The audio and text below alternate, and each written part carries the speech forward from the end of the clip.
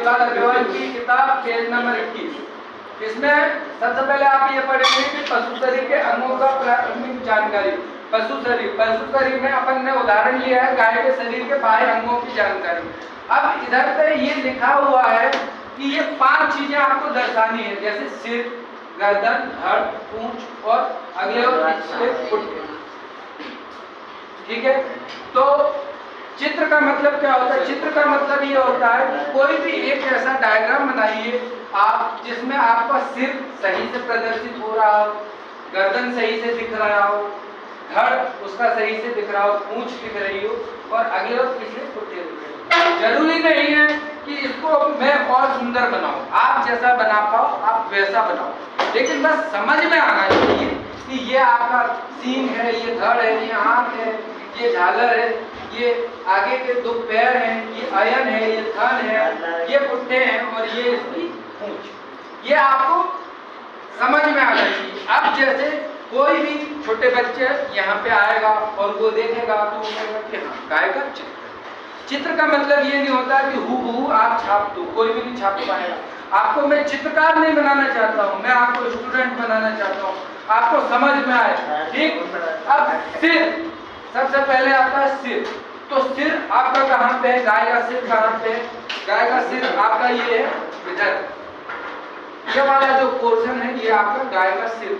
ठीक है, अब इसके अंदर दूसरे पोर्शन आएंगे। अब आता है आपका गर्दन, तो गर्दन का पोर्शन ये हो गया। फिर आती है आपकी पूंछ, तो पूंछ का पोर्शन ये हो गया। ठीक है, सॉरी ये आपका पूंछ हो गया 4 नंबर पे। अब धड़, धड़ किसको कहते हैं? आपने ये जो बनाया है इसको आप धड़ बोलते हैं। ठीक है, फिर उसके बाद अगले और पिछले पुट्टे, ये आपका जो क्षेत्र है ये आपका। तो आपको चित्र कैसे बनाना है? चित्र आपको ऐसे बनाना है जिसमें ये सब चीजें आप प्रदर्शित कर सकें। चित्र का मतलब ये नहीं है कि आपने किताब से लिया और हूबहू यहाँ पे छाप दिया। आपको चित्रकार नहीं बनाना चाहता मैं, चित्रकार नहीं बनना है, जीवन में चित्रकार नहीं बनना है। चित्रकार तो एक शौक है, ये एक अलग शौक है। जब आप पढ़ाई लिखाई कर लोगे उसके बाद आप चित्रकारी करो, कुछ भी करो, लेकिन अभी आपको यहाँ पे समझना हो। तो अब इसी कड़ी में अपन आगे बढ़ते हैं। तो अपन ये देखते हैं सिर में कितने भाग होते हैं, सिर में क्या क्या चीज आती है। तो अपन ये देखते हैं कि सिर में क्या क्या चीज आती है। इसमें आता है आपका मुंह, ओष्ठ, इसको अपन लिप्स बोलते हैं, और जबड़े। ठीक है, इसमें आता है आपका मुंह। ठीक है, ये आपका मुंह हो गया। फिर आता है आपका ओष्ठ, ओष्ठ मतलब ओंठ, जिसको आप लिप्स बोलते हैं। ठीक है, फिर आपका आता है जबड़ा।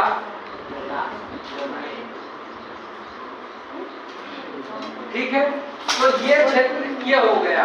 अब इसको मैंने यहाँ से और तोड़ दिया, मतलब ये एक जो पार्ट था ये आपका सिर का पार्ट था, तो सिर में अपना क्या क्या आ गया? जबड़ा आ गया। ठीक है, ये आपका जबड़ा हो गया, ये आपका मुंह हो गया, और ये यहीं पे आपके होंठ। ठीक है, समझ में आया? फिर दूसरी बात आती है गर्दन। तो गर्दन में क्या क्या आता है? आप ये देखिए, गर्दन में आता है आपका गल कंबल, जिसको अपन झालर बोलते हैं। ठीक है, ये आपका गर्दन वाला पोर्शन हो गया। ठीक है, और ये वाली जो चीज है जिसको अपन बोलते हैं झालर।